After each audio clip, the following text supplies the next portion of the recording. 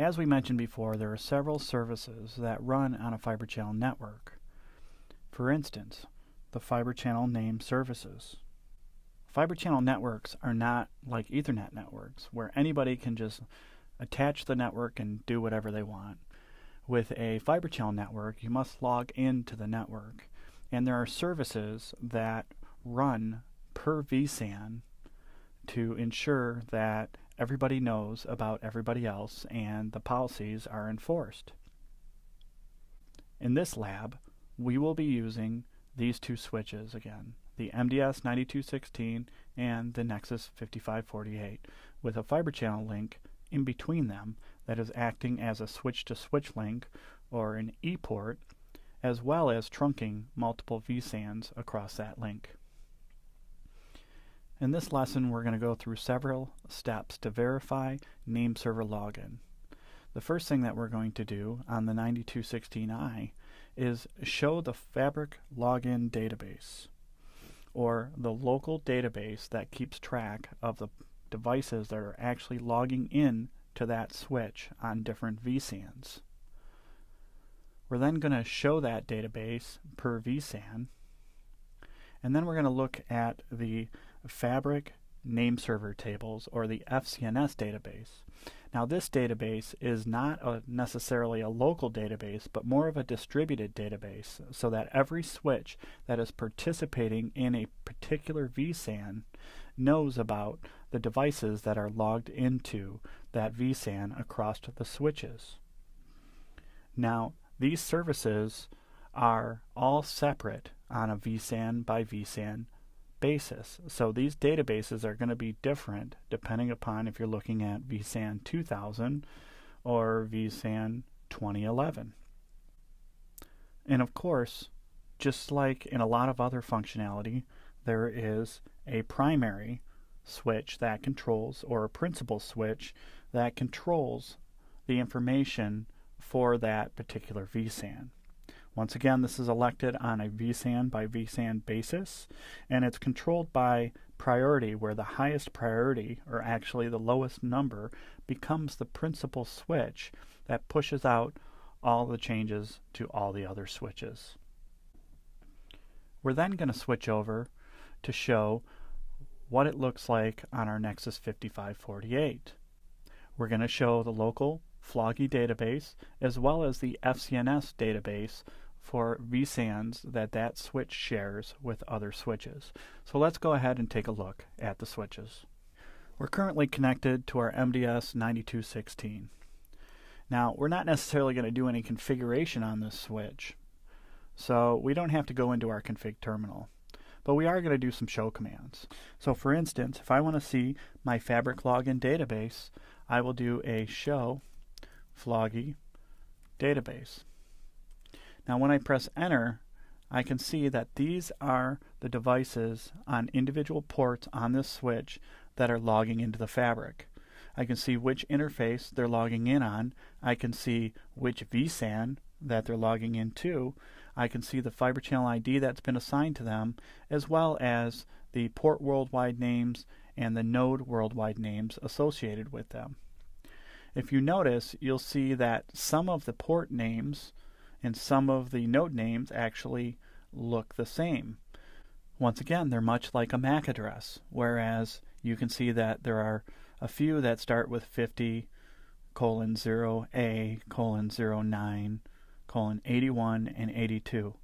Now these are normally going to be our storage devices, and we're seeing that one controller is logging in over 2 ports, and the second controller that is redundantly connected on 2 additional ports.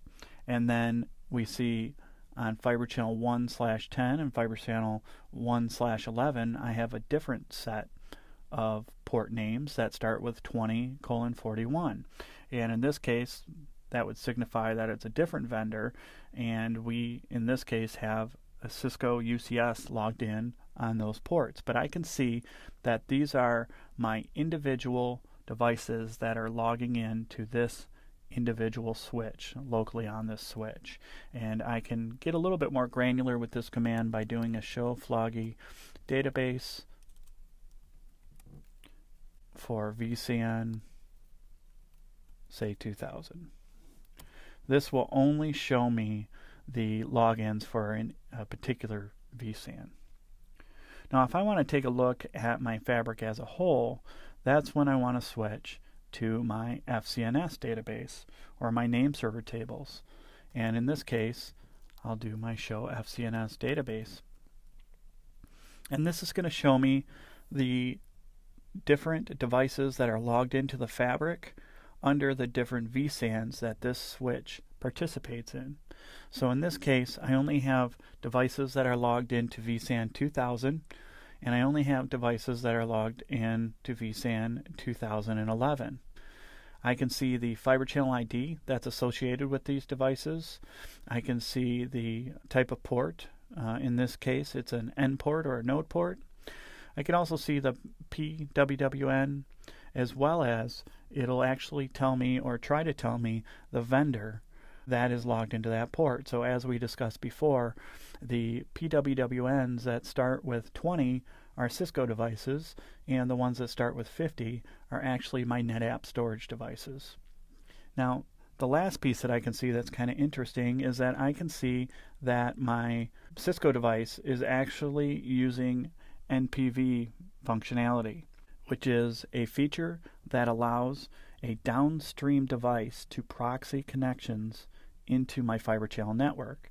The reason I want to do that is because that downstream device does not take up a fiber channel ID or a domain ID, which there are a limited number on my fabric, but it still gives me all the same or close to the same features and functionality that I would get in some cases by having a fiber channel switch downstream. So in this case, I've got my Cisco UCS that is allowing my servers to log in over my NPV functionality. Now below that, I can see that I'm using SCSI, and I have some disks as targets on my fiber channel network. If I want to see more detail in regards to my FCNS database, I can simply do a show FCNS database detail. This will actually give me even more information on the individual devices that are participating in the different vSANs in my network. So as you can see, as I scroll through this, there's a ton of information in here, and some of it is very useful when I'm zoning my network, because I get information like which ports devices are attaching to, what their PWWNs are, what their fabric port WWNs are, different things like that that I can use while I'm taking a look at the security of my fiber channel network. Now, interestingly enough, if I go into my Nexus 5000, which is also taking part in these different vSANs and is linked to my MDS via that ePort, I will notice some differences in these databases. So as I take a look at my Floggy database on the Nexus, once again, this is locally significant information. When I press enter, I will see that there aren't any fabric logins on this switch. So I have a switch that is participating in the network and has vSANs associated with it, but I don't necessarily have any devices that are logged into this switch, is basically what it's saying. So if I don't see a Floggy database entry for a device that I think is trying to log into the network, I know there's a problem there. But if I do a show FCNS database, these are those name server databases that are shared among all the switches. So I can see that because vSAN 2000 and 2011 are coming across that trunk link, I get that information for those vSANs, and I can see that there are devices that are logged into those networks, such as my Cisco UCS and my storage target device. So as we've shown, the Floggy database is that local information per switch, and that FCNS database keeps global information across all the switches that are participating in individual vSAN networks.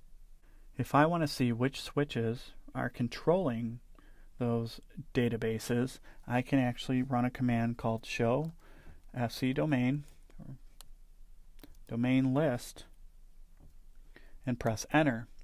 This shows me which services for which vSANs I'm running on my switch, as well as which device is the principal and which other switches might be participating in these vSANs. So for instance, for vSAN 100, I can see that there are 2 switches participating in vSAN 100, and my switch, the Nexus 5000, the local switch, is actually the principal or the device that is in charge of the named services for that vSAN.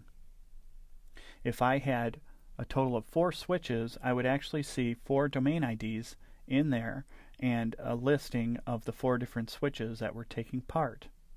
I can change the priority on my switches once again by giving them a lower number or a higher priority and make different switches the principal switch if I have a more powerful MDS switch in my environment, like a director class switch. Please join me for our next lesson, Configuring Zoning.